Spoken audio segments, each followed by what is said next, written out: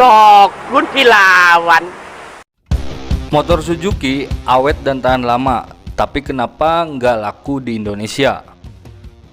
Cukup menarik jika kita membahas motor dari Suzuki. Di Indonesia sendiri, Suzuki memiliki banyak fans yang militan dan sangat mencintai produk mereka. Kali ini kita akan membahas kenapa motor Suzuki itu sulit rusak alias awet. Dan kenapa juga motor dengan kualitas awet kok malah gak laku di Indonesia. Bukan rahasia umum lagi kalau Suzuki memiliki kualitas mesin yang awet, bandel, dan jarang rusak. Selain itu, motor Suzuki juga dijaga di bagian material bodi dan catnya, di mana bodi selalu kokoh dan memiliki kualitas cat yang sangat baik. Nah, pertanyaannya, kenapa motor dengan kualitas terbaik itu kok nggak laku di Indonesia?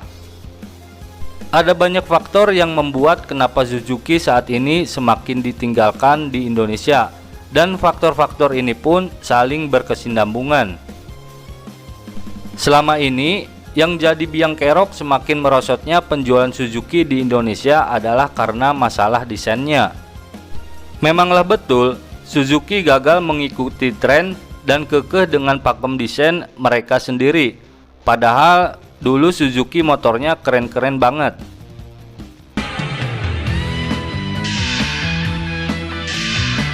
Pertama di Indonesia, transmisi 5 percepatan. Satria. Suzuki, inovasi tiada henti. Kemudian, faktor berikutnya karena trust alias kepercayaan terhadap suatu produk. Bapak-bapak bilang kalau beli motor ya harus Honda, karena jika nanti dijual harganya masih tinggi. Orang Indonesia kalau mau beli motor belum jadi aja udah mikirin harga jual, tapi memang itulah faktanya. Poin ini Suzuki kembali tak mampu berbicara banyak karena memang faktanya harga jual kembali Suzuki paling jauh dibandingkan pabrikan Jepang lainnya. Lalu emang apa sih yang membuat harga motor Suzuki ini amburadul? Padahal kualitasnya lebih baik dari kompetitor. Salah satunya adalah harga partnya yang terkenal mahal dan sulit didapatkan. Padahal pernyataan ini tak sepenuhnya benar. Partnya jadi mahal karena barangnya memang langka. Kenapa bisa langka? Apakah Suzuki tidak produksi partnya? Menurut informasi yang kami dapatkan dari beberapa sumber, Suzuki tetap produksi partnya namun jumlahnya tentu terbatas. Hal ini karena berhubungan dengan awetnya mesin Suzuki. Jadi jarang ada yang nyari. Hal ini semakin diperparah dengan keadaan spare part KW yang tidak bisa digunakan. Hingga membuat konsumen pun mau gak mau harus membeli part ori yang tentu harganya lebih mahal.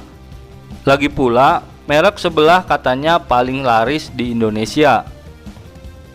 Selain itu, bengkel resmi yang tak sebanyak pabrikan lain bahkan semakin sedikit karena sudah banyak bengkel resmi Suzuki yang tutup. Hal ini juga karena di awal tadi motornya jarang rusak dan mesinnya yang awet.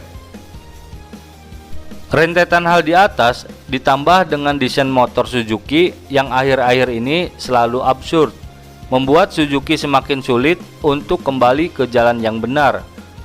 Kebijakan Suzuki pusat yang berada di Jepang sana soal aturan produk baru pun juga kian memperparah kondisi Suzuki di Indonesia.